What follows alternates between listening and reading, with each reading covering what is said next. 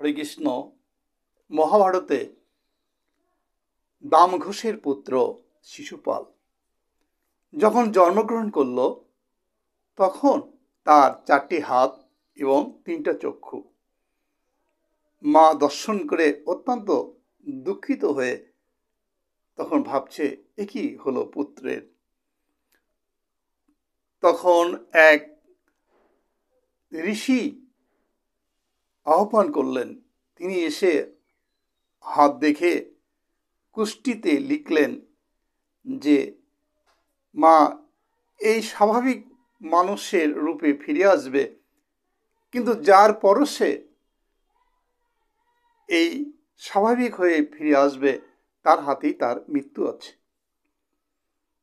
তখন ভগবান শ্রীকৃষ্ণের পিসি হয় এই শিশুপালের মা।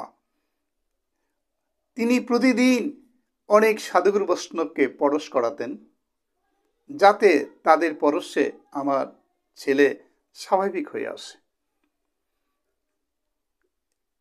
যখন হচ্ছে না তখন উনি ভগবান শ্রীকৃষ্ণকে আহ্বান করেছিলেন। এসেছিল কৃষ্ণ, আসলে পারেই তখন শিশুপালকে স্পর্শ করালেন ভগবান শ্রীকৃষ্ণকে।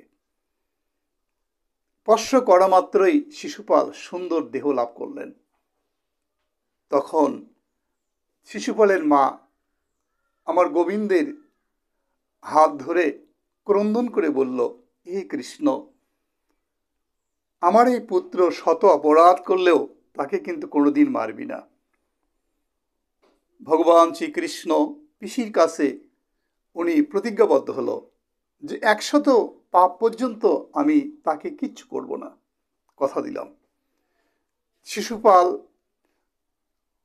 তখন যখন রাজা হলেন তখন অন্যায় অত্যাচার দিন দিন করে চলছে।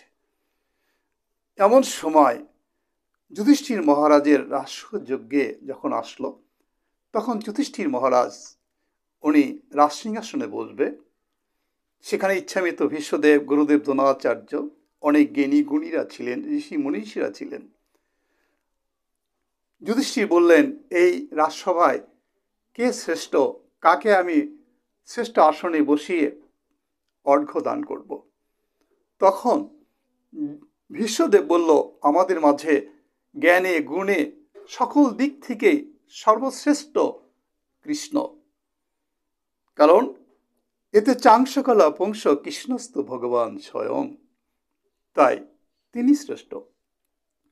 এমন সময় শিশুপাল আসন থেকে উঠে দাঁড়িয়ে বলছে যে আপনার বয়স হয়ে গেছে, মতিভ্রম হয়েছে, তাই এই কৃষ্ণ কংসকে বধ করেছে, বৃন্দাবনে ব্রজ গোপীদের সাথে নানা ধরনের ছলনা করেছে, নানাভাবে তাকে গালাগালি করছে।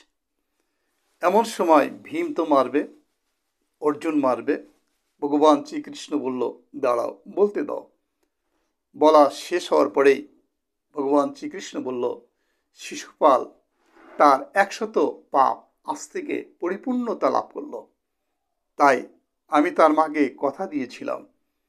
এমন সময় উনি চক্রকে আহ্বান করলেন। শিশুপাল ওখানে চক্রের দ্বারা তার ধর মস্তক ছেদন হলো, মৃত্যুবরণ করলেন।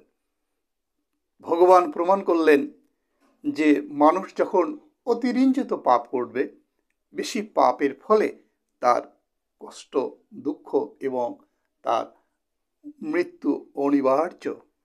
জয় রাধে রাধে, জয় রাধে রাধে।